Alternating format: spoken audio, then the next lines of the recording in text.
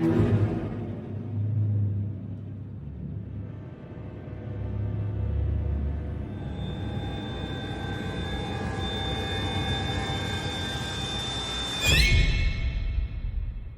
a moment when the sun disappears, when darkness falls and you're left with just your fears.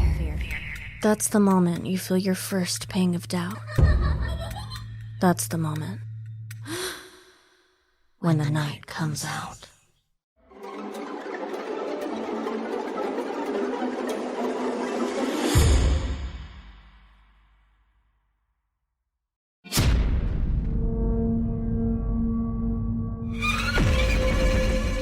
When the Night Comes Out presents The Cut Through, Part 1.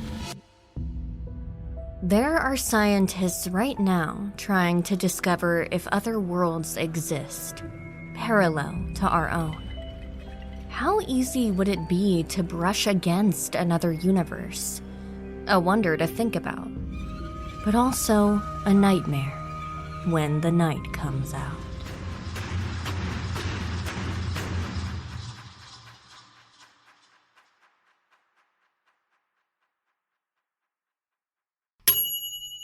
Come on, Ashley. Mary Dent called up the stairs for the millionth time. You'll be late. Josh and Tim will be here any minute, and if you're not down here, I'll tell them to go on without you. I don't want them to be late because you can't pick an outfit. I'm almost done. The protesting cry of her young preteen daughter floated down from the second floor. Just relax. Don't tell me to relax, young lady. Mary replied, but she hid a smile. Since her daughter had started to drift toward her teenage years, she behaved more like she was 18. The sass had started almost the very day of her 10th birthday and had not let up since. You're not too old for me to ground for a month. Ashley groaned so loud Mary clearly heard it downstairs. Then she followed the sound with a sort of growl. This was her exasperated voice, which she had honed over the past 6 months since her last birthday. Mary was pretty sure she spent time on YouTube studying how to increase it for maximum drama and impact. Mary shook her head as she passed back to the kitchen. She double-checked the lunch she had packed and made sure Ashley's backpack had everything in it which needed to be there. Just as she had completed her inspection, she heard feet scamper down the stairs. Ashley had decided on a red top, blue jeans, and pink sneakers. Her red hair was done up in braids, which wrapped around her head like a kind of crown. She smiled when she entered the kitchen. The freckles sprayed across her cheeks became more defined as she did so. Mary returned the smile. It was hard not to, and handed her daughter a small plate with 2 pieces of toast. I thought Josh and Tim were almost here, she said with a smirk. Oh, this one would be real trouble in her teenage years. Shut up and eat, Mary said, but grinned.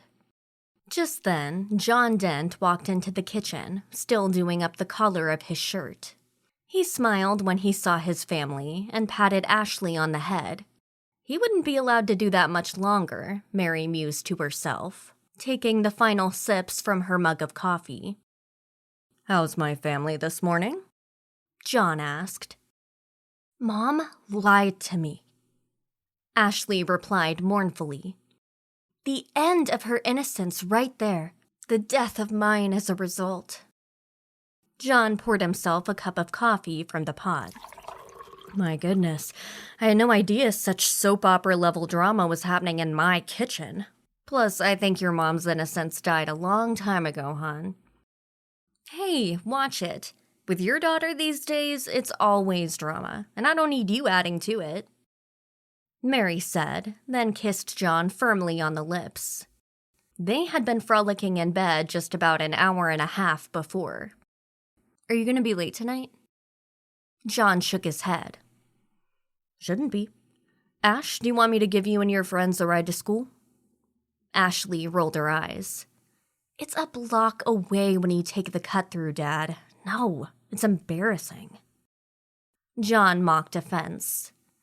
Forgive your father for wanting to spend time with you and make sure you're safe. Ashley rolled her eyes anew. This had turned into a new and perpetual pattern. The eye-rolling had reached epic dimensions, as if her parents had suddenly, almost overnight, become the two stupidest people in the world. The Dents lived in a small subdivision off a busy road and across the street from a large forest preserve. Just 2 roads into the clusters of townhomes grouped into foursomes. One road curved through the neighborhood, with entrances to the busy highway-like avenue, and one short street which shot off from that one into a cul-de-sac. The school was behind this subdivision, and since there was just one road in and out, someone at some point had built a small grassy cut-through from this area to the street on the other side. Across this street was the school. The cut-through was all grass, barely 20 yards long, barely 10 feet wide, between 2 backyards of the homes on the street behind the subdivision, and lined by tall wooden fences the entire way. Most of the time, one parent walked with the kids. Today, Mary had a meeting downtown, as did John, and they had trusted Tim and Josh before. Josh was 12 and a couple grades above Ashley, but Tim was the same age. Drop-offs at school were always busy, with dozens of other parents. The kids would be by themselves for barely 5 minutes, if they stopped for some reason. The sky was bright blue. School had only just started up again. Summer still clung to the trees. The air was thick with humidity. There was nothing to worry about. Mary finished her coffee and glanced at her watch. She had to get a move on if she would make it downtown. She quickly rinsed out her cup, placed it in the sink, then grabbed her purse. You be nice to Josh and Tim, Mary admonished her daughter. And you come straight home after school. You've got that math test to study for. I know, Mother. Ashley replied as if Mary were the dumbest person who had ever spoken. Who gives a math test this early in the year anyway? Mr. Clifton, Mary replied. She dashed past Ashley, then returned to kiss the top of her daughter's hair, the sunlight causing Ashley's red hair to blaze in its brightness. Be good. I love you. Ashley muttered a reply. Mary turned to John, who was also getting ready to leave. She kissed him, let the kiss linger just a bit. See you later, she said. John smiled. Hope so. Love you. Love you too. Mary bolted out the door, never once looking back, her mind already on the drive and her meeting. She wouldn't see Ashley again for days, at least not appearing as she had the morning she left for her meeting. Mary arrived back home just after 6, feeling hot and sweaty. The air conditioning in her car wasn't working as it should, and this summer had been rough. She wanted to kick off her shoes, slip into more comfy clothes, and get a glass of wine. Mary entered the home, then got step 1 taken care of by kicking off her heels into the corner by the front door. She basked for a moment in the air conditioning, allowing her skin to cool. It was while she did this she realized the house was quiet. Mary frowned. Ashley had been told repeatedly to do her homework in her room, but she preferred to do it in the family room at the rear of the house in front of the television with the sound up way too loud. Despite this, her daughter did well in school, so Mary didn't press the issue. Even when Ashley decided she needed the quiet of her room, it wasn't really quiet since she blasted her music at ear-splitting levels. The house was quiet. The phrase rolled around in her head like a marble looking for a place to land. Ash? She called. No response. Most of the time, there was so much activity in the house, she never had the chance to see just how vast the building could be. Only at moments when she was home alone did she listen and hear her own voice echo through the floors, up the stairs, and around back into her own ears. Ashley? She tried again. Still no reply. Mary's frown deepened. Damn it, she thought. The rebelliousness continued, apparently. Mary checked her watch. Ashley should have been home at least 2 hours ago. She had been very explicit about her daughter coming home, staying home, getting her homework done. Perhaps, just perhaps, Ashley had finished her homework and gone out to visit friends. This wasn't entirely against the rule Mary had set for her. More than likely, she admitted to herself, Ashley had walked home with Tim and Josh, or at least one of them, and gone back to a house to play video games. Damn it, Ash, Mary whispered. Mary walked into the kitchen and got a glass of water. With glass in hand, she wandered next into the family room. The room was undisturbed, looking exactly as it had when she had left in the morning. More frowning followed as she walked upstairs to check Ashley's room. The bed was pristine, no backpack, no sign Ashley had been there. So she had not come home at all. God damn it. Mary cursed under her breath. This was one of those moments she dreaded. Did she become the evil mom, call around to Ashley's friends, and potentially embarrass her daughter, demanding she come home? She knew her daughter was testing her, pushing the boundaries of the rules to see how far she could stretch into her own world as she got older, found her own identity, and became her own person. Mary felt a pain in her heart, although she had known it was coming for some time now. Ashley was smart and always had developed faster than others of her age. At the same time, this was a key moment where Mary had to establish some rules for her daughter to follow as she went into her teenage years. She had instructed Ashley to get home and do her homework. Evidence showed Ashley had not done so. Bad mom it was. Who should she call? Mary mulled this as she walked back down the stairs and into the kitchen. As she deposited her empty glass in the sink, she decided it would be best to call Tim's home first. Although Ashley was friends with Tim and Josh, it was Tim who was the same age and shared the same classes. If her daughter was more likely to be hanging out with one of the kids nearby, it was Timothy. Mary fished into her purse and pulled out her cell. It took a moment for her to find the number, but she hit the button, put the phone to her ear, and hoped Ashley would not have a fit. The last thing she needed was the temper tantrums her daughter was likely to give at times. The last vestiges of being a little kid, which she held on to, much to Mary's annoyance. "Hi, Joyce, it's Mary," she said when the woman at the other end answered. "Is Ashley there?" The reply was quick, but disturbing. "Did she come home with Tim and Josh, do you know?" was the follow-up question. There was a reply. Joyce called out to someone off the mic. Mary couldn't hear Tim's reply. When Joyce came back, Mary felt the first pang of fear.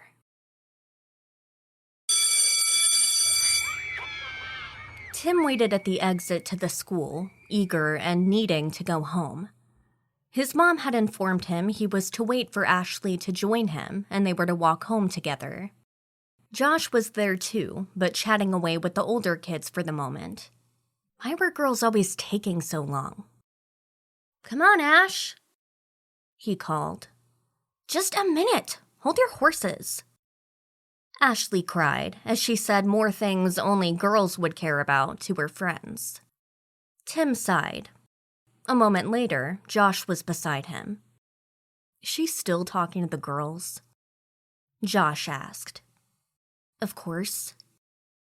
"Ashley, come on, we're going," Josh called back, then elbowed Tim in the ribs. "Let's go, she'll catch up." They stepped off the curb and stomped across the driveway. Cars moved around them like some bizarre dance routine. They waved to their friends in the cars, or those walking in opposite directions. "Wait up, guys!" Tim shifted his head and watched Ashley running after them, still struggling to get both arms into the straps of her backpack. Tim winced, hesitant in her haste she would run right in front of a car. It almost happened, but then Ash pulled up short as one of the minivans rolled past. Ashley took off after them again. "Come on, slowpoke," Josh teased, then suddenly nudged Tim again. "Hey, let's run." Tim laughed as they began to run across the roadway, down the curb, then carefully across the street. Behind them, they heard Ashley shout in protest, but she also laughed. "You guys are such jerks," Ashley cried as she broke into a run. The two boys bolted up the curb on the opposite side of the street, then across a small spit of grass, then a sidewalk, then back onto the grass. The cut-through was right there, and they were at the entrance a few seconds later.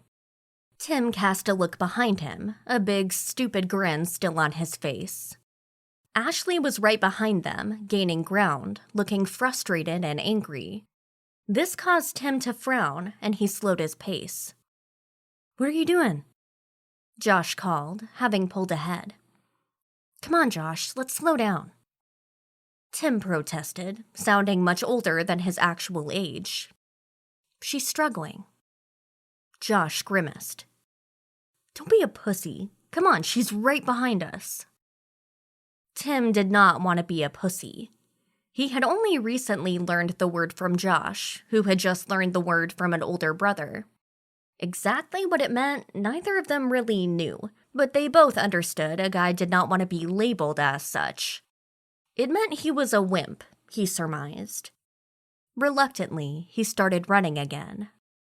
Tim and Josh ran between the two fences. On one side of the fence to the right, a dog yipped and barked excitedly. Beneath their shoes, the grass swished and whispered. In seconds, they were halfway through.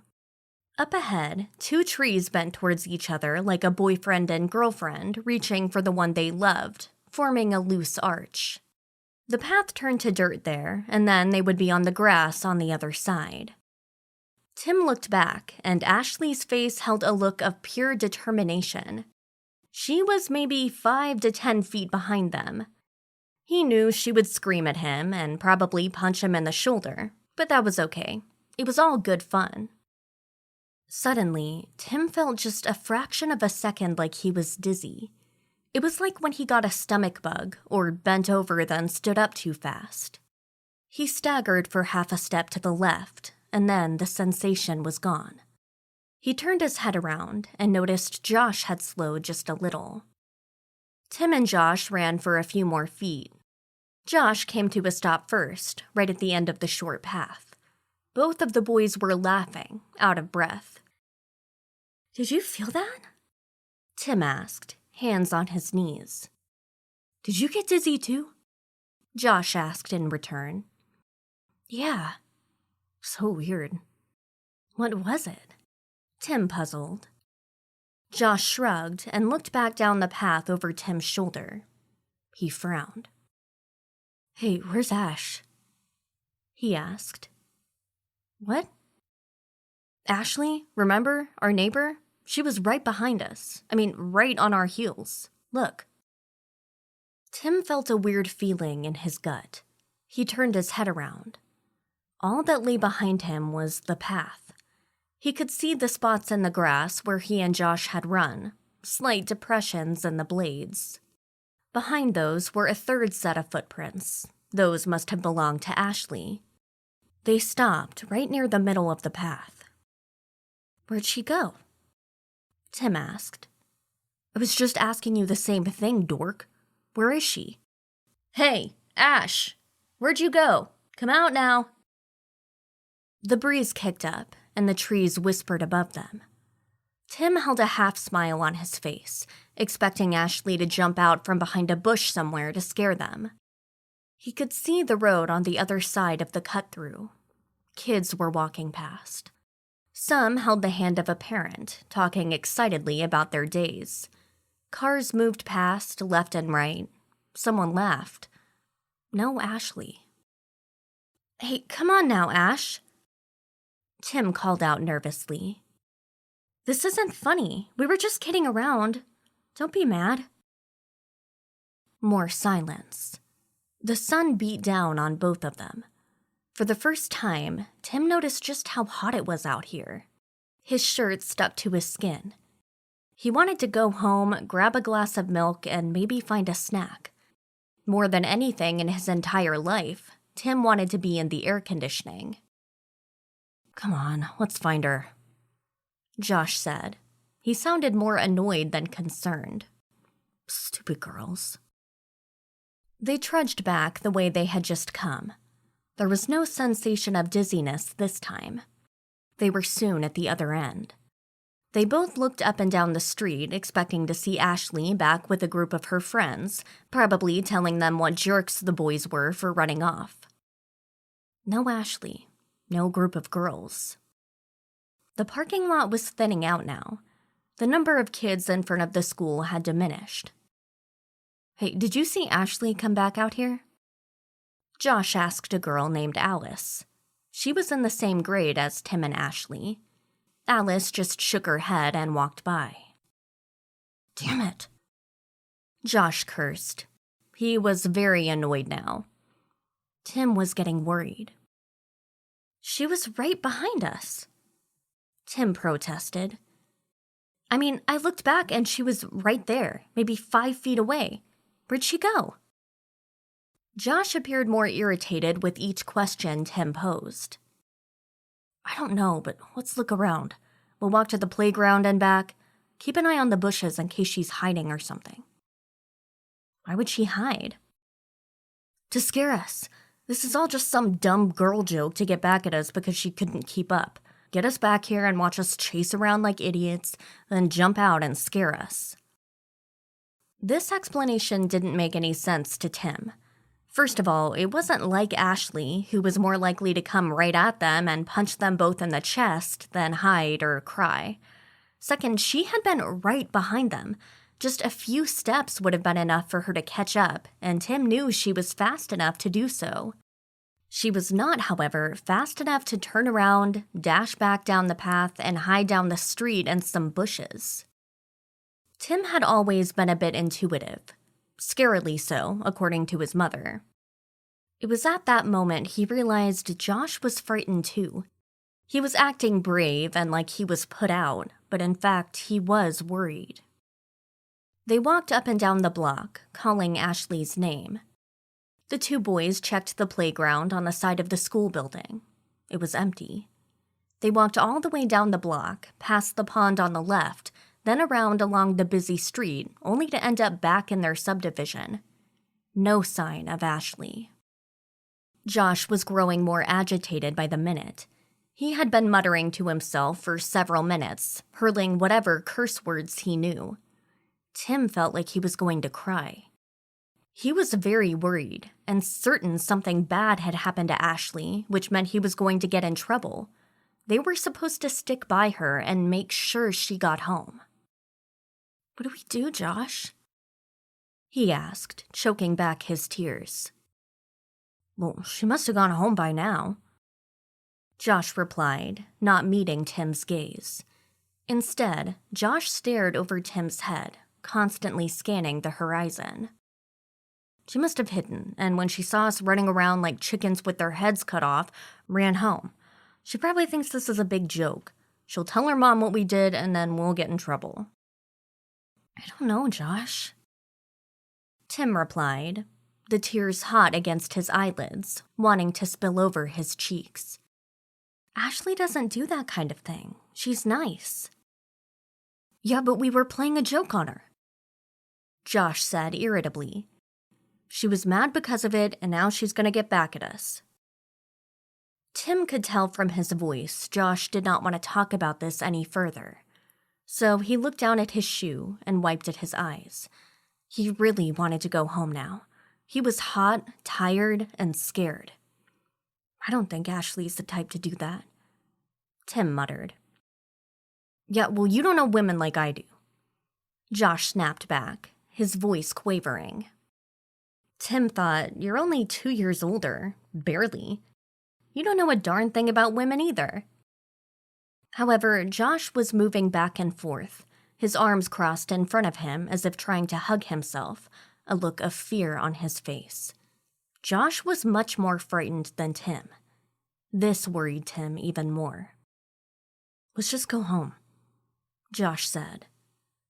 "Shouldn't we go to Ashley's house and see if she's there?" Tim asked. Josh looked irritated at the thought. "What, so she can laugh at us while we stand there looking stupid on her porch? No way, I'm not putting up with it. I had a long day and a stupid history quiz I'm sure I failed. Let's just go home." Tim didn't know what to do, so he agreed. They walked home, neither of them talking to each other, but Josh still cursing out loud. Tim kept scanning left and right, hoping he'd see Ashley come running out from behind a house. Nothing. What was the weird, dizzy feeling they had experienced while walking through the path? Tim turned this puzzle around and around in his mind. He chewed his lower lip thinking about it. They had been running, then there was the dizziness, then they turned around and Ashley was gone. She had been right behind them. He was certain of it. "Okay, see you tomorrow," Josh said when they reached his house. "We'll give Ashley hell for doing this to us tomorrow." Josh tried on a smile, but it looked fake to Tim. He replied in kind, despite his own internal argument. They fist bumped, and Josh jogged up the porch into his house as if he might be on fire. Tim turned right and into the driveway where his house was. The sun beat down on his neck. It was the kind of day he would have begged his mom to let him play outside for a while instead of doing his homework. He didn't feel like being outside anymore.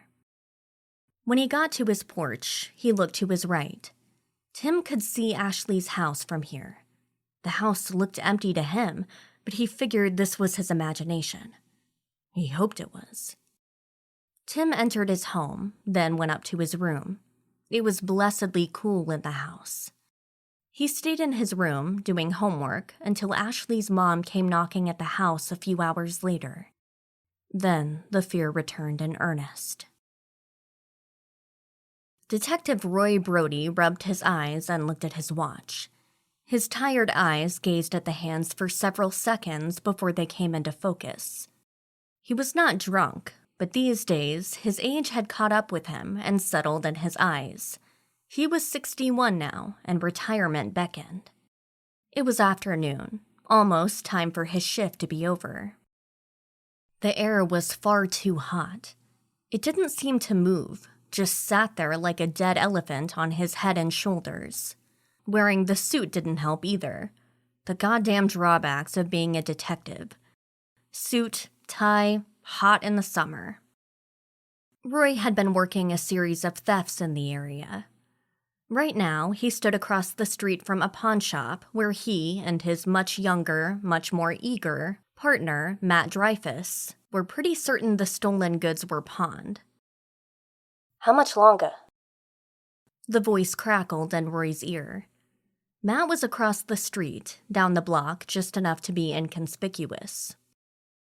"Not much," Roy replied. "Maybe we'll see our guy soon." "If not, we're back at this tomorrow, right?" "That's how it works."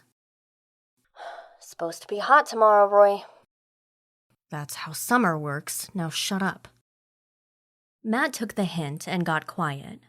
Roy leaned against the lamppost and adjusted his tie.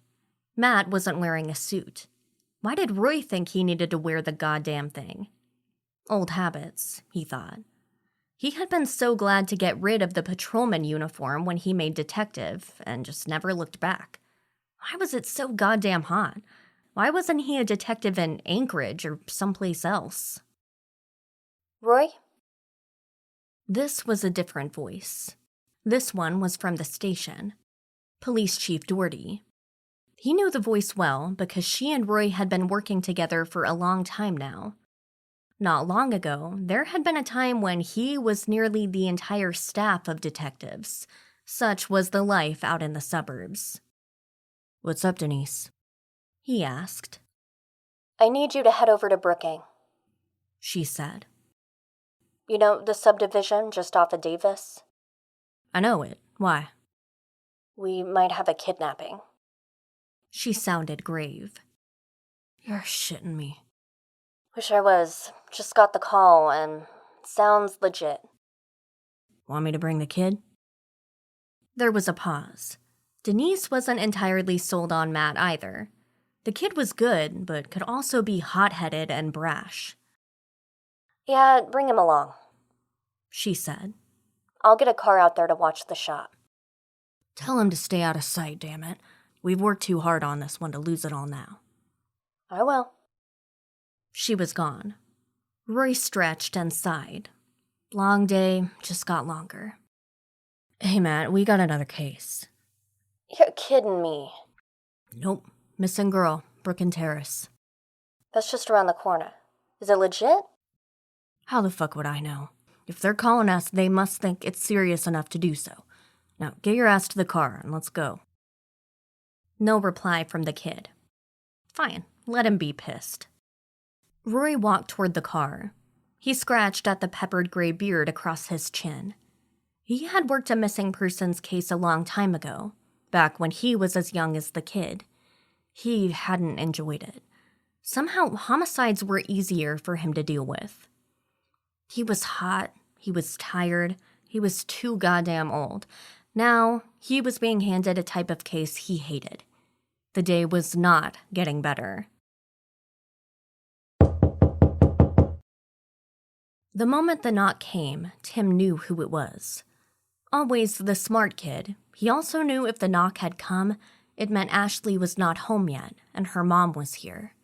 She was going to ask him questions, and he had no answers. Tim got up from his desk, carefully closing the book he had been reading. He heard muffled voices as his mother answered the door and spoke to Ashley's mom. By the time he reached the door to his room, his mother was calling for him. I'm coming. He had hoped this would not happen. He prayed it wouldn't. Despite this, he suspected it would. She had come to his house first. Tim was closer to Ashley than Josh, so it made sense to talk to him before the older boy. Tim walked down the stairs. His mom stood at the open front door. He could see Ashley's mother, and the look on her face was pure terror. Grown-ups could be so good at hiding their true emotions. Ashley's mom was not. Tim, please, tell me what happened to Ashley. Tim reached the bottom of the stairs. His palms were clammy. His head hurt and his mouth was dry. It felt as though his eyes were too big for his head. He looked at his mom, whose face was filled with worry. She nodded first at Tim, then Ashley's mom. Go ahead, she was saying. It was Josh's idea to run. He began.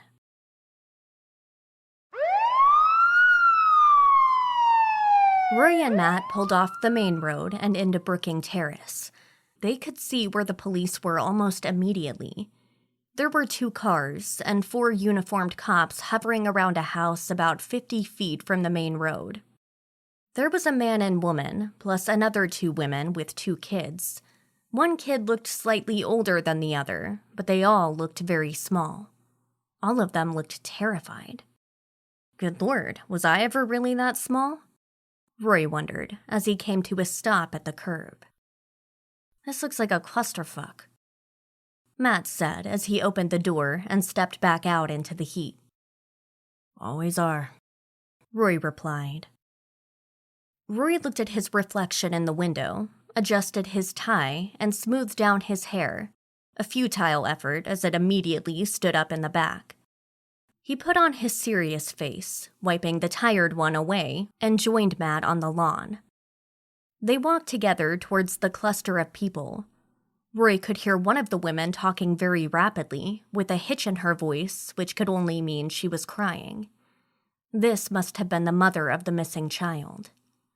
When they were about 10 feet away, a female uniformed officer looked at them with utter relief on her face. The female officer walked briskly over to Roy and Matt. She quickly explained who was whom. The littlest kid had been the last to see the girl, or so it seemed. The other kid had been there too. The adults were all their parents. Thank you. Roy spoke to the uniformed officer. Let's start talking to people. Ma'am, Mrs. Dent, this is Detective Brody. The uniformed cop pointed at Roy. And this is his partner, Detective Dreyfus. Can you please tell them your story, and they'll be taking over the investigation from here. The man and woman looked utterly stricken. Mr. Dent looked irritated on top of worried. Roy deduced they had already told and retold their stories a few times. John Dent wanted action. Thank you, officer. Roy said, reaching into his coat pocket and removing a notebook and pen. Is this your house, Mrs. Dent? Mrs. Dent looked around, eyes scanning the entire neighborhood. She's still looking for her daughter, Roy thought. He moved his head to catch her line of sight. Mrs. Dent, is this your home?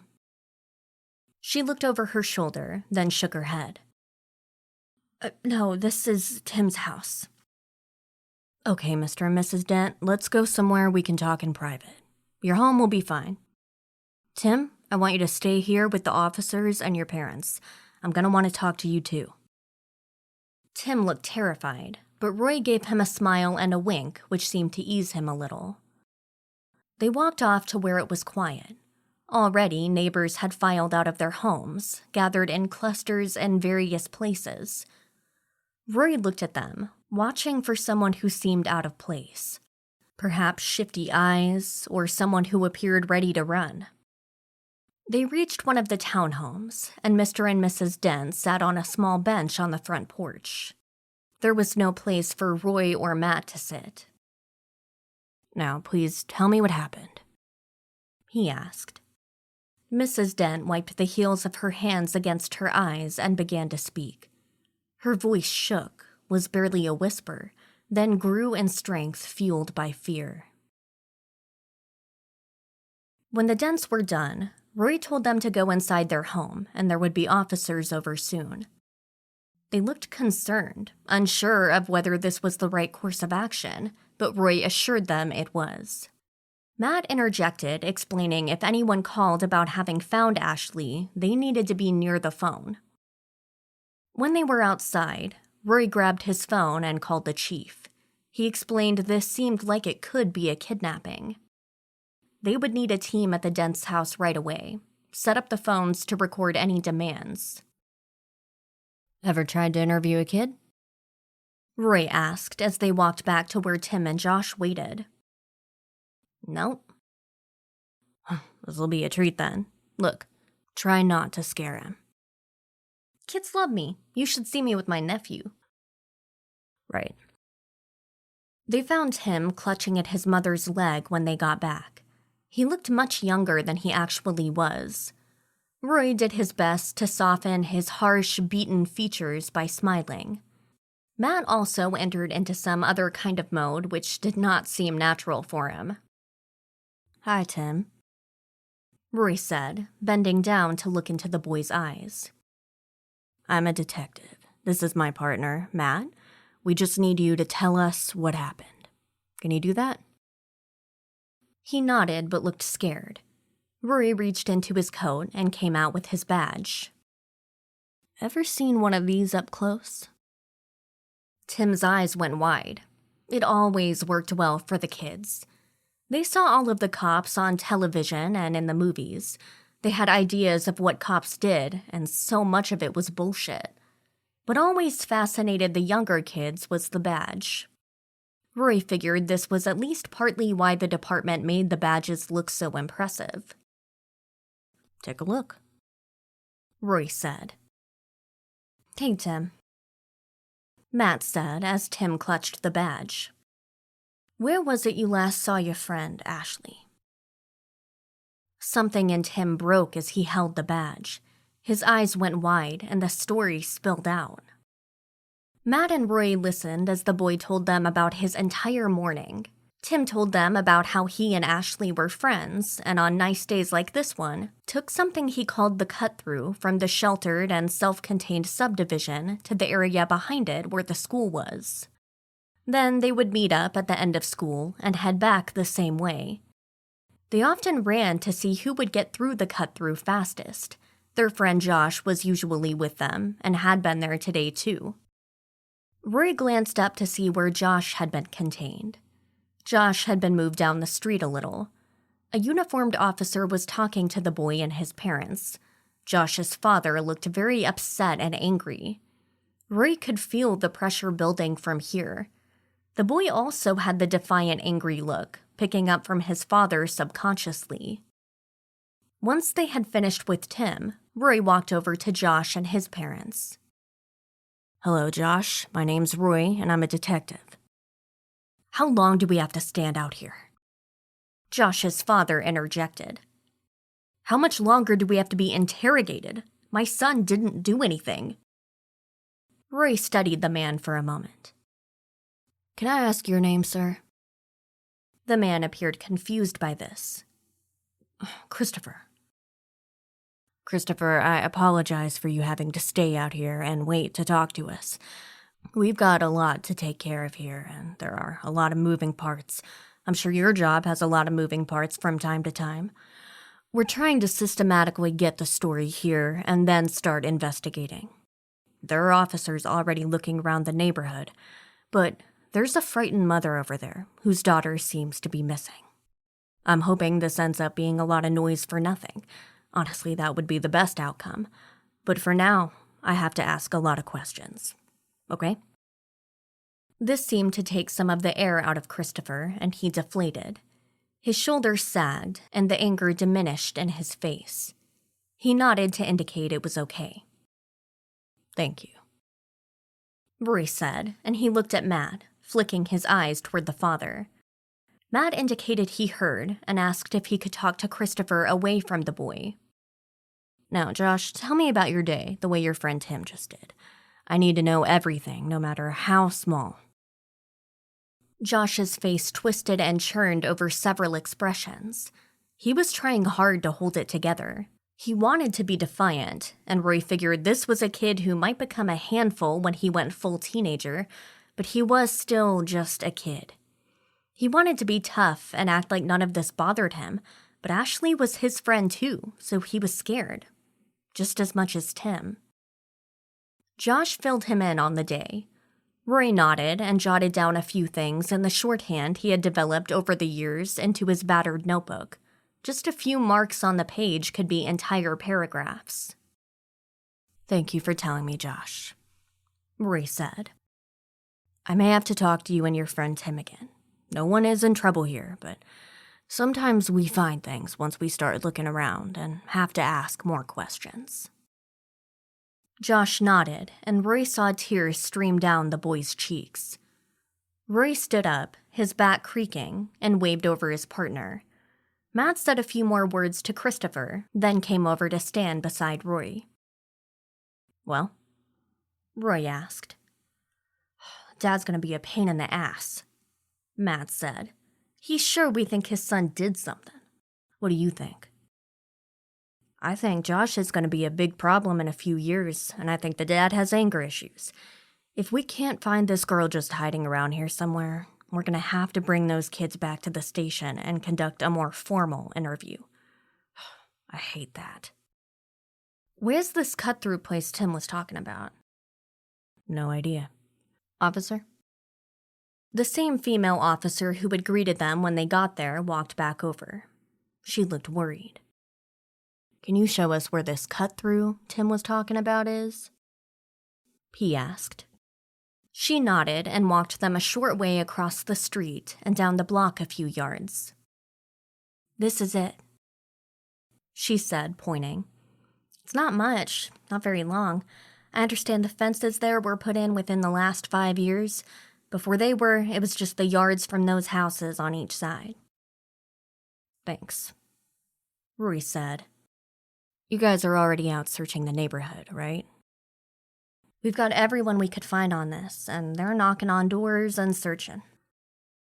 We might have to search the forest preserve, so get ready for it. The officer sighed, rolled her eyes, and nodded. She looked worried. Rory realized that although he had seen her around the station many times, he didn't remember her name or if she had a family of her own. Given her personal reaction to the possibility this girl was kidnapped or killed, he guessed she did.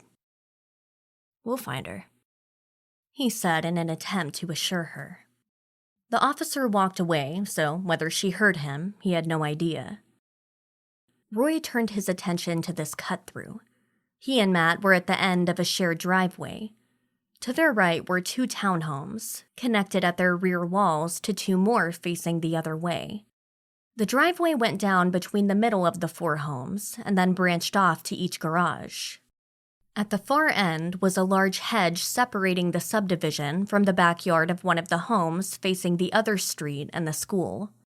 To the left, barely visible from the trees and bushes, was the entrance to the path. "Geez, you almost can't even see it," Matt said as if he was reading his mind. "I bet that's the point," Roy said. "It's meant for the people living here to get through. They don't want everyone to know about this thing. You have to live here to really know about it from this end. Not sure what this means as far as our case goes, but it seems important." "The uniforms have probably trampled everything in there," Matt, ever the cynic, stated. "Hopefully they understood this is a possible crime scene and have kept themselves and others out of here," Roy said. "We need the forensics team in here." "One of the patrolmen told me they've been called and are on their way," Matt replied. "We need to be careful too." "Roger that." They walked down the driveway toward the entrance to the path. Already their eyes scanned left and right, trying to spot things out of the ordinary. There were a lot of bushes and vegetation here since it was still the height of summer. A backpack or article of clothing from Ashley would be hard to spot if it had been tossed into the shadows. "Someone could hide here pretty easily," Matt mused. "True, but the kids say they were running back this way. If she was nabbed, it was on the other side. Come on, let's look at this thing." They reached the entrance moments later. They moved slowly to take it all in. The detectives each noted the places where someone could hide, the thick bushes and dark shadows, far too many for comfort. "Not much to it," Matt declared when they reached the entrance. "Get your gloves on," Roy said. Both detectives removed a pair of blue latex gloves from their pockets. They slipped them over their hands and touched the fence. The cut-through was maybe 10 yards long. A first down, and maybe a bit more, Roy thought to himself in football terms. Thick grass was the floor, although the well-worn area near the subdivision was dirt with a few paving stones to add traction. They could see to the far end easily. On either side was a tall wooden fence. Beyond those were the backyards of 2 homes. They saw the sidewalk, trees, street, and then a field across the street. Just off to the right was the school parking lot and low single-story school building. "This barely qualifies as a path," Roy stated. "You can see the school." If she was as close behind as Tim said, where would she go? There's no place to hide here. "He has to be off in his estimation of how far behind she was," Matt said. "He's a kid. He may just be guessing wildly." Roy affirmed this with a guttural sound. "I suppose. I don't know. There's also no place for a kidnapper to hide here. And the bushes at the far end there, would they be tall enough to hide someone? Remember, this was still the time when school was letting out. The entire area in front of those houses at the far end there would have been full of cars. Parents coming and going. Wouldn't they have noticed a guy hiding in the bushes?" "Think about it this way, though," Matt added, looking down at the ground, studying the grass. "If it were so busy, he might not need to hide. He'd just appear as another person to a bunch of busy parents. They might not even notice a guy standing right on the sidewalk." "But he'd have to grab her," Roy said. Tim and Josh did not hear a scream. They heard nothing. She was just gone. So, if he grabbed her, it was putting his hand over her mouth and dragging her into a vehicle. Something like that would get noticed. They stopped walking halfway across. Matt looked up ahead. Roy studied the fence to his left, then also studied the grass up ahead. You can almost see the footprints here, Roy said, pointing. 3 sets. The grass is depressed just a bit. Then you can see 2 sets running here, and the 3rd set stops right about here. So she was pretty close, Matt said. Seems like it. Rory, what the fuck happened here? I don't see a set of footprints running back the other way. Did she climb this fence, a little girl? Or did the footprints just not stay behind as long as she ran back? Maybe she ran right over the same place. It's possible, I suppose, but just weird. Roy confirmed. Very odd. Matt took off his gloves and faced Roy. We need to get the CSI team here and comb this place. I don't want to walk any further over this scene. But what are your thoughts here? I think we're too early into this to make any conclusions, but I have my doubts she was grabbed. Rory replied. So what then? Did one of those kids do something? Maybe the crime scene isn't really here. Rory could see where his partner's mind was wandering. The 2 boys suddenly turn and grab the girl. Perhaps they just intend to scare her. They carry her away to the far end of the path. Something happens, but then they'd have to get rid of the body. The kids were so young. It might be possible Josh was big enough, but Roy just didn't get the right gut feeling. Still, it was the only theory which sort of worked. It didn't work well, but people didn't just vanish into thin air. Did they? We should get the boys down at the station and talk to them there. Roy confirmed. Shit, Matt said. Exactly.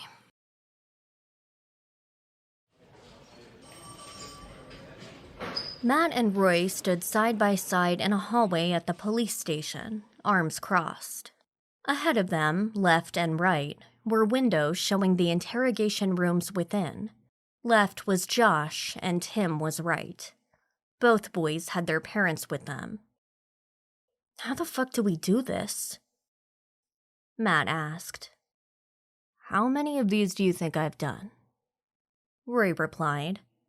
Interrogations? 1,000. Aiming a little high. Now guess how old I was when I had to interrogate kids who aren't even teenagers. Matt shrugged. I was this many years old. Rory said. I don't know the playbook here. They're gonna lay up. Those parents won't last long. I know. I do the same. Matt turned to face him. My gut is telling me those kids had nothing to do with Ashley disappearing. Nothing about that storyline makes sense to me. We agree then, but we've got to do this. Matt cursed under his breath. He took Josh and his dad. Roy headed into the room with Tim and his mother. Hi, Tim, he said. Tim's eyes seemed much too big for his head. He looked terrified. Hello, Detective. Am I under arrest? No, you're not, Roy said, grabbing a chair and sitting down across from the boy. Do you think you should be? Tim's lower lip trembled, and big tears flowed over his lower eyelids. The tears made his eyes seem even bigger. Tim's mother immediately reached for her son, glaring at Roy the entire time. I should have waited for her. Tim cried in misery. I shouldn't have run with Josh. The boy put his head in his hands. Oh boy, Roy thought. This is really gonna suck. When they were done, Matt and Roy sat at their desks with equal looks of total exhaustion on their faces. Matt had his feet up on his desk, hands laced behind his head. Roy pushed a pencil around his desk, quiet and introspective. He'd been that way for some time. Their story never changed, Matt said. Not a single detail. You know how hard it is for an adult to do that, let alone a kid? Of course I do. They didn't have time to rehearse before they got here either. Tim was racked with guilt. Not because he hurt Ashley, but because he and Josh ran home ahead of her. The kid's gonna need years of therapy. Fuck, Matt declared, slammed his hand on the desk. Absolutely. What does this leave us? The cops didn't find a goddamn thing in the bushes or hiding in the neighborhood. The timing makes no sense for a kidnapping or Ashley hiding, and what the kids say matches the footprints in the path. 3 of them, then she's just gone. No one else, no guy lurking or a kid snatcher. Matt sat upright, his shoes slapped loudly against the tile floor. So what do we have? We have 2 kids who ran ahead of their friend in a half-assed practical joke. According to both kids, they couldn't have been more than 5 feet away from said friend. They ran into the path, their friend hot on their heels. The 2 boys got to the far end, turned around, and their friend was just fucking gone. That about sums it up. Roy confirmed. He was so tired, and he rubbed his eyes for the millionth time. As far as we know, no time for some random guy to grab her, Matt stated. As far as we know. No holes in the fence. Not a single one. The path's too short for her to hide anywhere along it. Right. And to run and hide, she'd need the speed of the Flash from the comic books to accomplish it. At least, maybe faster. Matt rubbed his face vigorously. When he was done, his cheeks were red. He had a bit of a beard along his jawline and across his chin. It was something he had been cultivating for a while now, and the redness made it stand out, looking almost demonic. I tell you, Roy, there are things in this world I do not understand, Matt explained. I do not believe I understand the world or the universe. Ghosts, Bigfoot, goddamn Loch Ness Monster. Who am I to say they don't exist? Maybe they do. But I became a cop to try and find the logic of the world. I've seen a lot. I know you think I haven't, but I have. I've seen some crazy shit since I got my badge and put on the uniform. I've seen people do horrific things to kids. I've seen them do horrific things to each other. You have too. The thing is, the longer I do this, the less I understand. Roy turned his weary eyes to his partner. What are you saying? People sometimes vanish, Matt said. Look it up. People sometimes just fucking vanish, and no one knows where or why. Sometimes really fast, too. Come on, Matt. You aren't getting all Ripley's Believe It or Not on me, are you? Matt shrugged. I don't know, but I have a really bad feeling about this one. You know, I don't say that sort of thing casually. This one feels weird. Maybe I just need a good night's sleep. I think you might. I'm sure there will be a reasonable explanation for this. But if there is, I have a feeling it'll be a sad one, Matt added. It always is, Roy confirmed.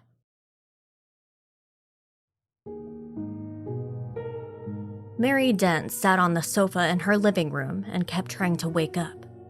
This had to have been a dream. None of this was real, right?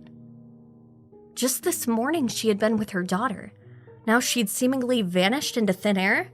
It was impossible. All around her were cops. She thought some of them were either state or maybe FBI.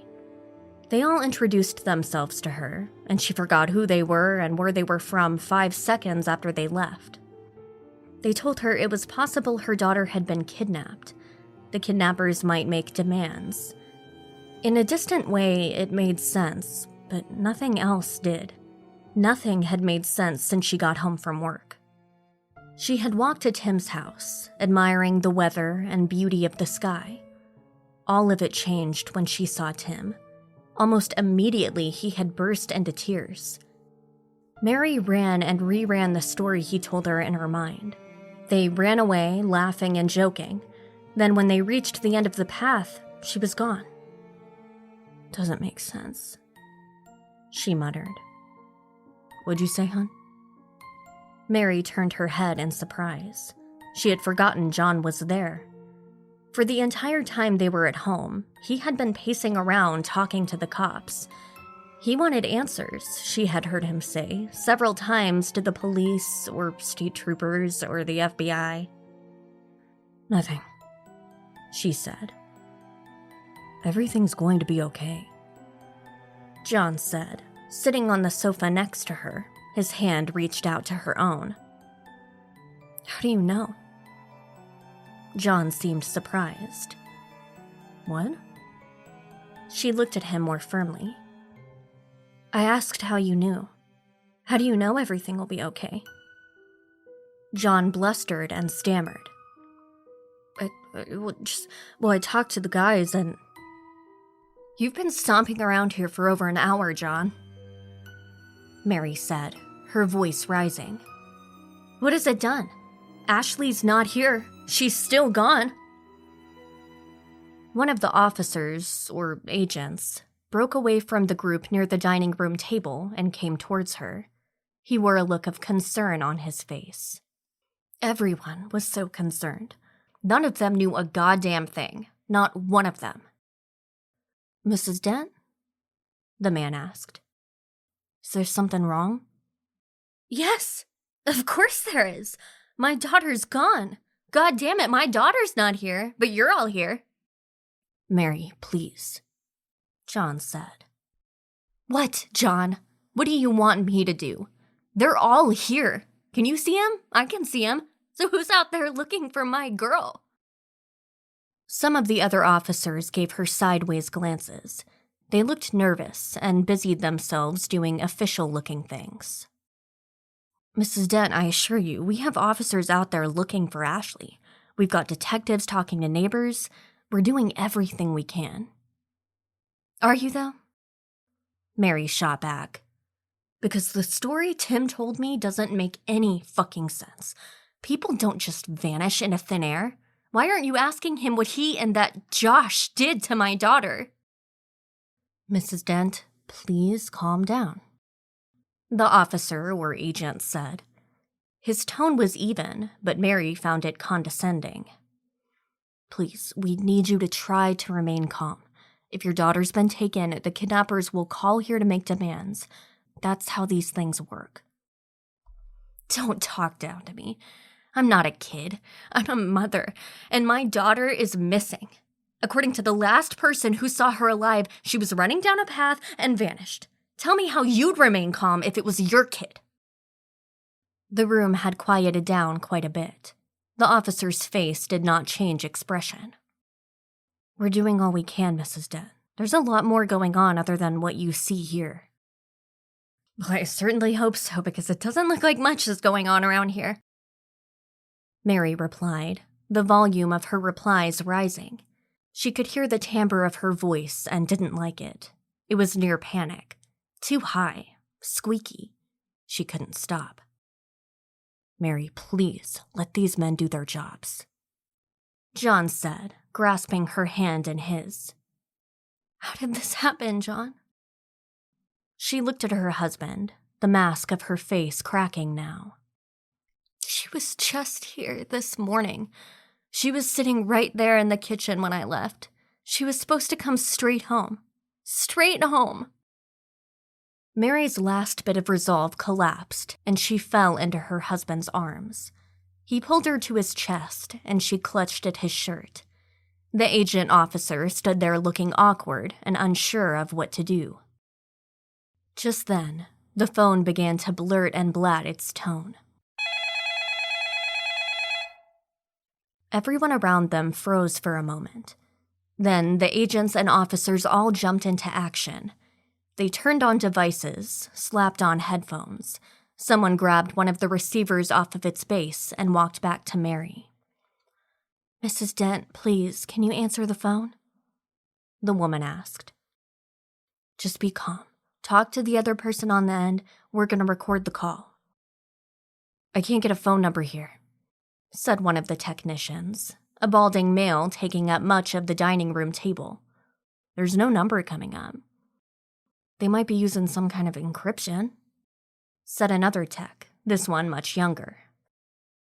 Please, Mrs. Dent, the female agent said quietly. Mary felt her stomach flip and flop inside her body. She wanted to throw up all over the receiver, not speak into it. Still, with shaking hands, she grasped the phone. It felt hot and alive in her fingers. Mary looked at John, who appeared just as terrified as she was. He just nodded. Hello? Mary put the receiver to her ear. She heard nothing at first, then blasts of static, some of them so loud she had to pull the phone away from her ear. Then there was the sound of something moving on the other end. Hello, this is Mrs. Dent. Who is this? More odd sounds. It sounded like other phone conversations were happening in the background of this one, like an old landline phone or party line.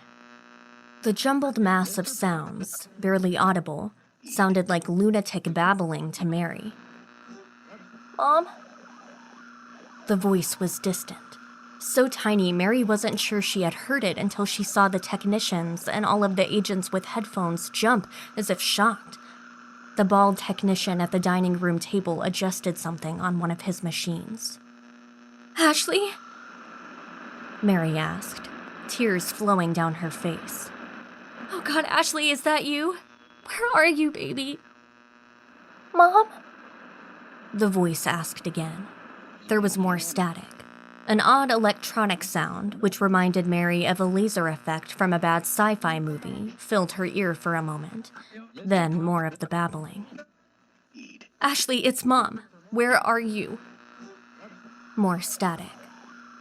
Behind the static was a strange noise. Deep. It made Mary feel sick to her stomach. When the voice came back, it had a strange echo to it. Mom? Mom, it's dark. It's dark. I can't see you. I can't find my way out. Ashley? Mary cried. Tell me where you are. Dad and I are here. Tell us. The noise grew louder. There was a scream which rose in pitch so high Mary dropped the phone.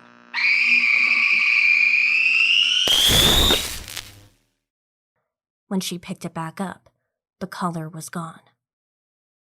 That was her! Mary cried. Oh my God, that was Ashley! John, I swear it was her. Please, tell me you got something. Where is she?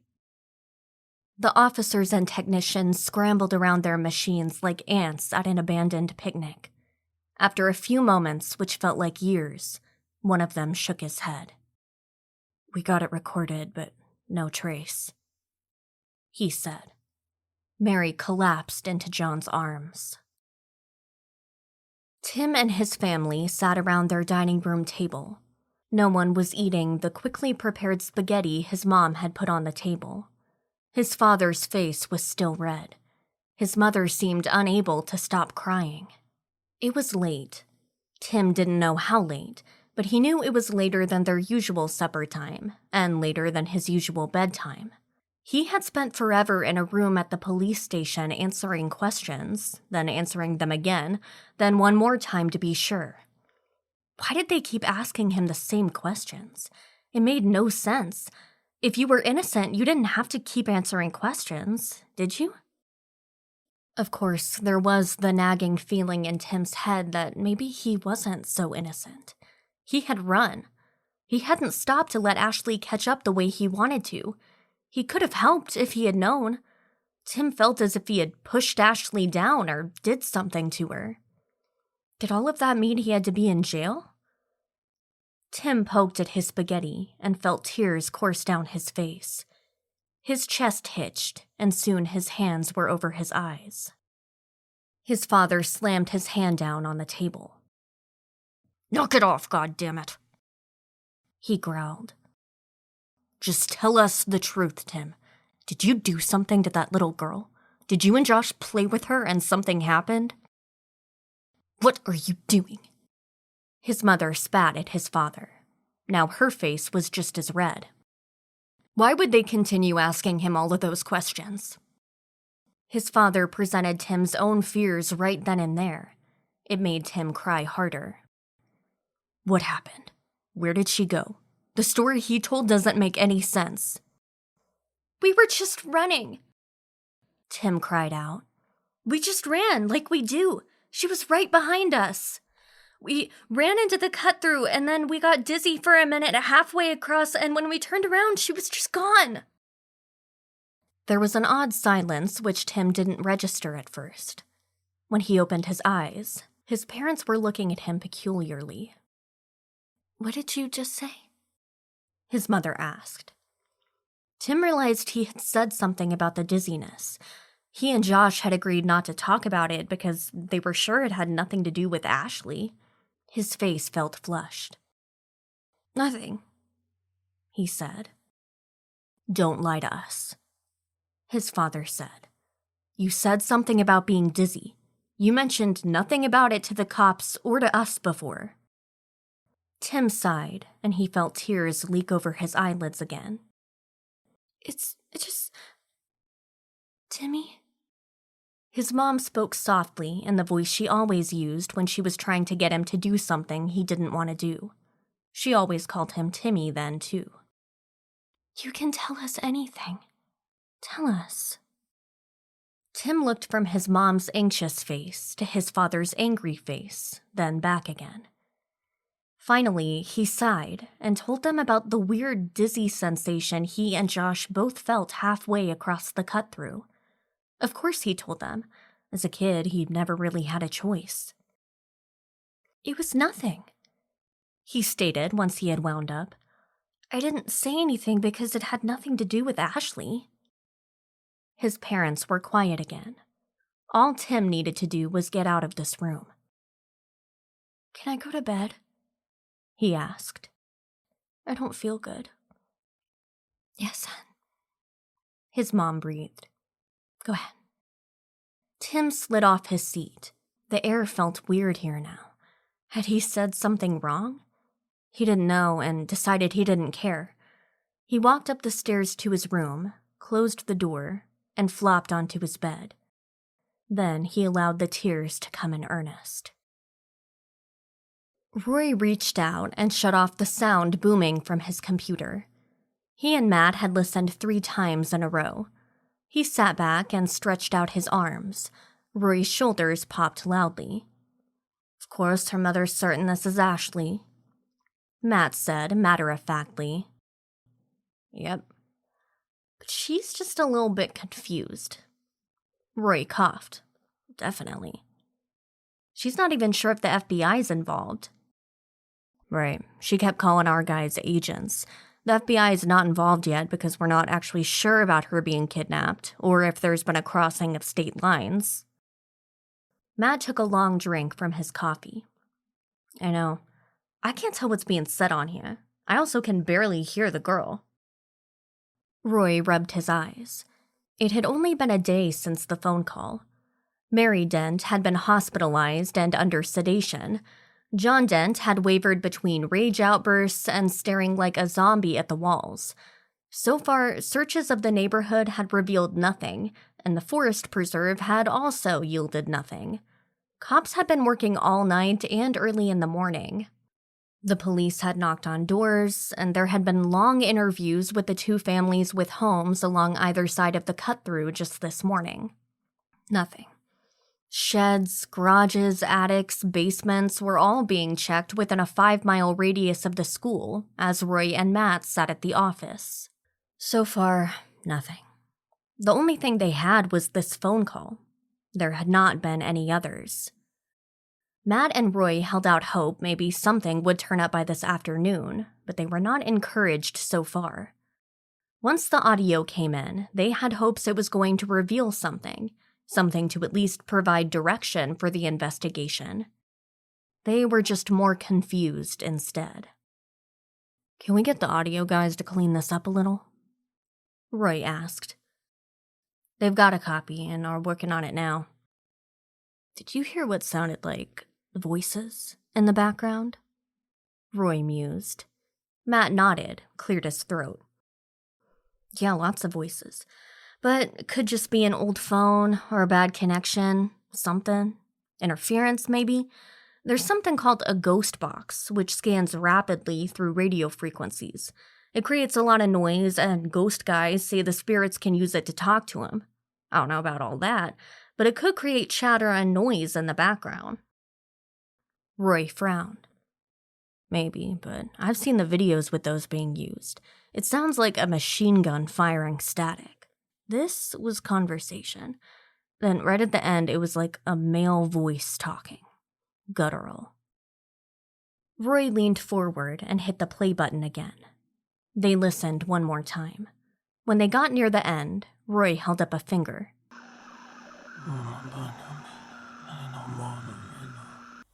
There. Matt leaned forward. When the recording ended, he shrugged. Yeah, I guess so. Do you think the audio guys can clean that part up? They'll try. I'll stop by the lab in a bit and ask them. Thanks, Matt.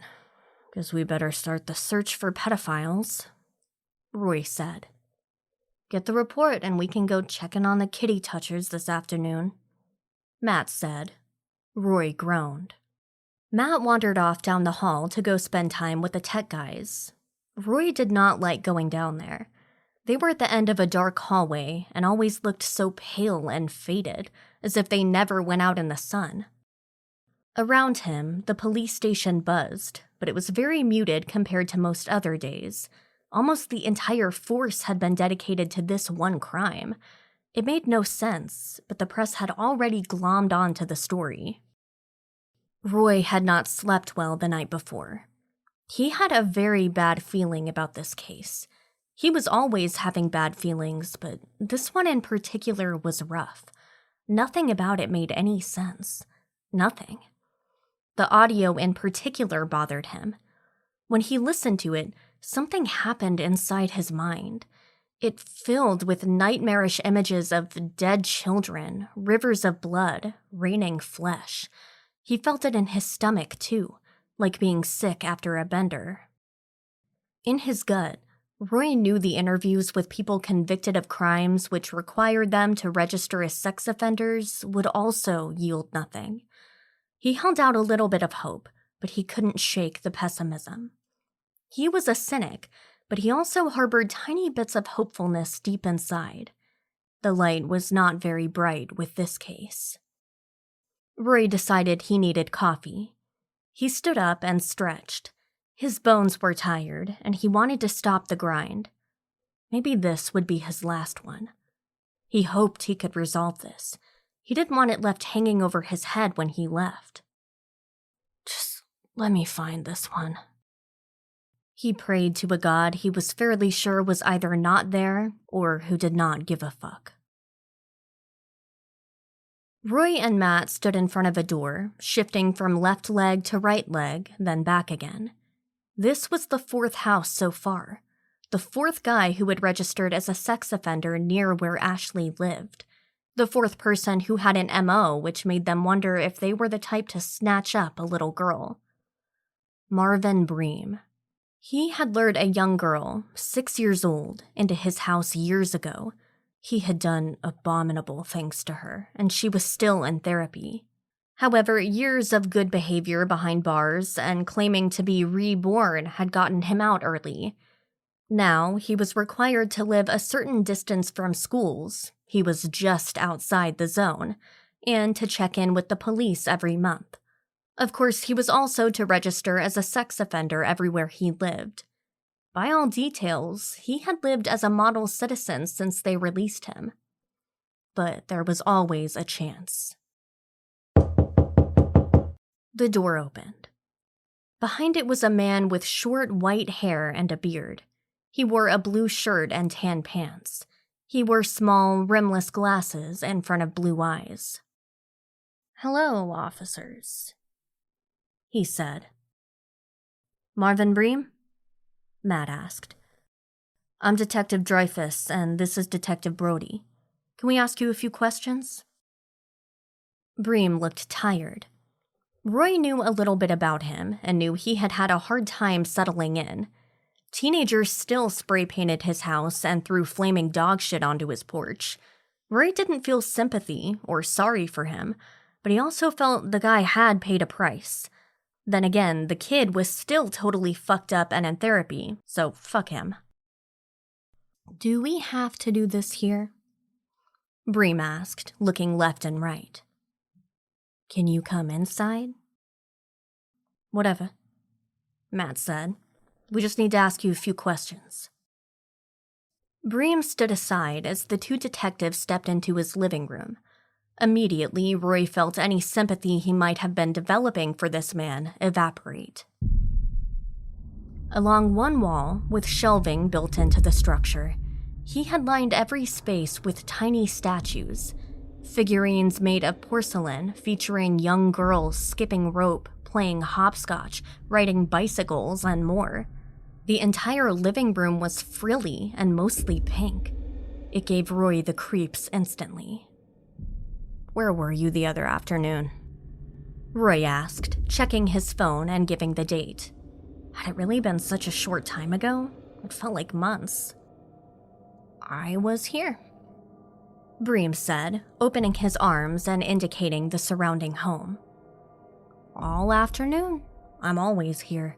I work out of my home, designing websites and doing SEO writing for companies, digital marketing stuff. Great, but is there any way to prove you were here? Matt asked. Anyone to vouch for you? Bream shrugged. I don't live with anyone. I haven't been monitored for a while. My guess is you can check my phone or something. You can track that shit, right? See where I was? He stepped into the dining room and grabbed a phone off the table. Bream handed it to Matt. I can have our tech guys check this, Matt said. Do you know Ashley Dent? Bream's eyes widened a bit. You think I had something to do with the kid who vanished? I'm not allowed within blocks of the school. Yet here you are, Roy said. It's a bit of a walk, but not so far to be out of the question. This house was for sale and they were willing to sell to me, Bream said. It was out of the area and it wasn't illegal. You can look it all up. I haven't had as much as a speeding ticket. I show up on time for every meeting with the cops. I'm in therapy. I keep to myself. I clean up the shit they paint on my house, the toilet paper, the burning bags of shit. I've complied with everything you guys threw at me. Yeah, but you also lured a 6-year-old into your home and raped her, Matt snapped. Raped her repeatedly, then tried to keep her for yourself. If she hadn't bitten your dick and run away the very night you grabbed her, you'd have kept her in your basement. Am I forgetting anything? Bream's face turned red. I was a sick man then. What are you now? Roy asked. All better? No more urges? Roy walked over to the shelf with the figurines. He grasped one of a little girl skipping rope. She had a huge grin on her face, her little skirt floating up in an imaginary breeze. Roy held it in his hand, out towards Bream. These are not the normal sorts of collectibles for a middle-aged man, wouldn't you say? Roy asked. Bream shifted on his feet. Those are worth a lot of money. Really? Matt asked, studying the figurine in Roy's hand. They're pretty fucking ugly. I think they're cute, Bream said. They remind me of childhood. Things were simpler then. Roy felt his gorge rise. Do you know Ashley or her family? Roy asked, still holding the figurine. I didn't. Do you know where she lives? Matt asked. Not until they started talking about her on the news, Bream said. Ever been over by the school? I try not to get anywhere near it, Bream said. Do you know what they did to me in prison? How often and how badly they beat me, raped me? Didn't feel too good, did it? Roy asked. No, it did not, Bream said. Look, I didn't take the girl. I have no idea what happened to her. You can take the fucking phone if you want, but please bring it back. I'm trying to earn a living here. Makes me sick you're even out of prison. Matt muttered. Like I've never heard that before. Bream said. Those 2 kids she was with, they're probably the ones who did it. Maybe they lured her into a yard or something and killed her. Right, because not only would we not have checked them out first, but now we take advice from pedophiles. Roy said. You think we have everything we need, Detective? Matt looked at his notes, then the phone. He nodded. Let's get out of here. Gonna need a week's worth of showers. Rory dropped the figurine on the floor. It shattered. Whoops. Hope that wasn't a valuable one. Rory stepped on the pieces as he walked towards the door. Bream's face was almost purple in a rage. Get a new fucking hobby, Roy said as they exited the house. They walked down the stairs as Bream shut the door behind them. I don't think he did it, Roy said. Me neither, but it was sure fun fucking with him. Agreed. And so it went for the next few days, knocking on the doors of known sex offenders, entering their weird homes, threatening them and taunting them. Over and over, they had conversations in living rooms or back porches. Every time, the potential suspect looked nervous, but none seemed guilty. Although it was fun at first, it soon took a toll. They found nothing. All of the surveillance, all of the interviews yielded just one thing. Nothing. 3 weeks later. The blackness was all around her. It had been all around her for what seemed like forever. Time had no value here. Things moved in the dark. Sometimes those things reached out and punished her. For the longest time, she felt she could get out of this darkness, but it was always there. The voices in her head were terrifying, but it was strange the things you got used to if it was your life for years. There was ground beneath her feet. She could feel it with her toes and the soles of her bare feet, but she couldn't see it too well. Everything here was black. Shadows moved. At times, there were tiny slivers of light, but the landscape it revealed was terrifying. She had no need of food or water here. She could not remember the last time she ate or drank. Which was real, and which was the dream? This was the thought which kept her moving, kept her going. Was she really once a little girl, running with her friends through a path to her house? Had they been ahead of her, laughing, while she had been laughing too? Then there was an odd feeling, a bright flash of light, then darkness. Had it really happened? Was that all a dream, and the waking in the darkness was the reality? There was something in here with her. She knew this. She heard it whispering. It wanted to keep her here. She felt it feeding off of her from time to time. She would get so tired, then fall asleep. In her dreams, she was a little girl again. She had a mother and a father. She had a house. Then the dream would end, and she would wake up in pain, surrounded by the shadows and darkness. She would try to run, but get nowhere. She would hear the terrifying laugh. The darkness would move, and she'd end up collapsed on the ground, surrounded by the unseeable thing which did not want to leave her. For days, then weeks, months, and then years, this went on. Tortured again and again by things she could not see, her mind couldn't comprehend. Each time wishing for death, but it never came. She still looked for a way out. Despite the pain, the constant draining of her energy and isolation, she watched. She waited.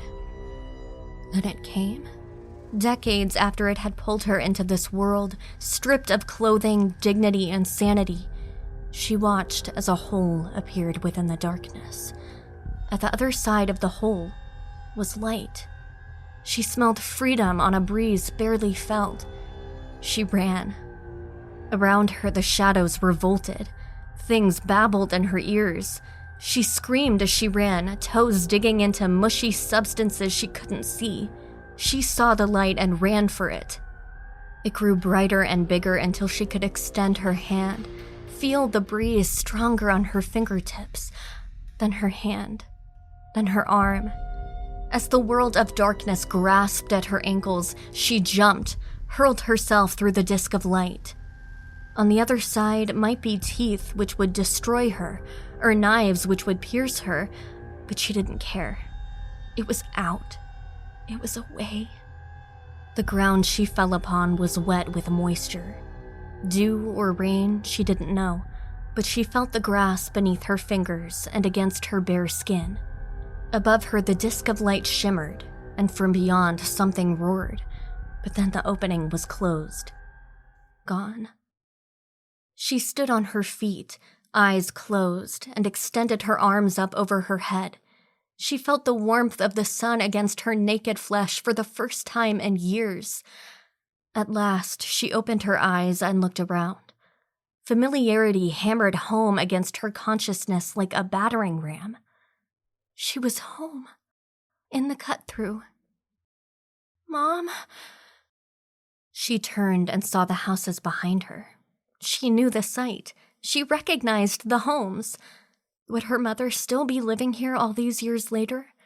She had to find out, so she ran. She ran towards home.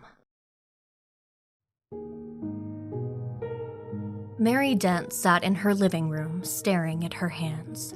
It had been 3 weeks since Ashley vanished. 3 weeks and nothing. No more calls, no clues, just hopelessness. Mary wondered if she was going to lose her sanity. In the night, when John was asleep, she drifted into Ashley's room, where she remained on her daughter's bed, just staring at the walls, trying to breathe in the air inside the confined space. She wanted to inhale everything her daughter was and had been. It was crazy, of course, but she knew how many of these stories ended. She clasped a hope Ashley would be found somehow, but it was not looking good. It had been too long. Each day meant there was less of a chance. The television was on in front of her, but Mary didn't see it or care. The sound was off. Something about teachers in Chicago going on strike. This just made Mary wonder if her daughter would ever go to school again. Mary was so lost in thought, she didn't hear the first knock on the front door. The second knocks were more urgent and frantic. This caused Mary to jump to her feet. Her heart hammered in her chest. What was this now? People had been coming to her home for days, particularly in the days after Ashley vanished, but nothing like this. Had the time come for kids to play pranks on her now? Was sympathy gone? "Who is it?" she called. "Did you say something, Mary?" John called from the kitchen. "Someone's knocking at the door," Mary replied. "Mom?" Mary felt an icy hand close around her heart. It was her. She was certain of it. The voice was so quiet, shaky, but it was her daughter. She would know Ashley's voice anywhere, any age. Mary ran to the door. Vaguely, she heard her husband calling after her, telling her to stop, but she grabbed the doorknob and flung it open. What greeted her caused her to freeze. In front of her was a woman, about 24 years old. Her hair was bright red and stood out all over. She was filthy, but immediately Mary realized this young woman was naked, covered in bruises. "Mom?" the girl asked. Mary was about to shout, open her mouth and tell this crazy woman to get away from her. Then she noticed the birthmark on the woman's left thigh. She looked at the flecks of gold in the blue eyes. She saw the scar above this girl's left eye. "Mom, help me," the woman said, and then she fainted. Mary caught her in her arms. Behind her, John cried out, calling frantically, telling Mary to step away.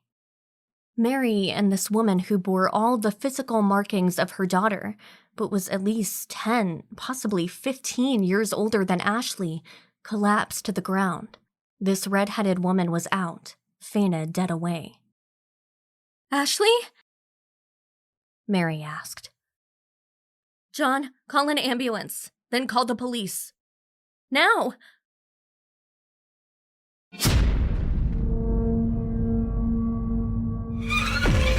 A mystery deepens. Nightmares emerge. The shadows are dark and long. All facts of daily life when the night comes out. You've been listening to When the Night Comes Out, a weekly horror anthology podcast with stories by Brian W. Alaspa and narrated by Ali James. Music by Vivek Abhishek. For Brian's work, visit his website at brianwalaspa.com or visit amazon.com for his books of fiction and nonfiction. Be sure to listen to Ali's work on Facebook at Ali James Projects. Visit our website at whenthenightcomesout.com to learn how to support us on Patreon.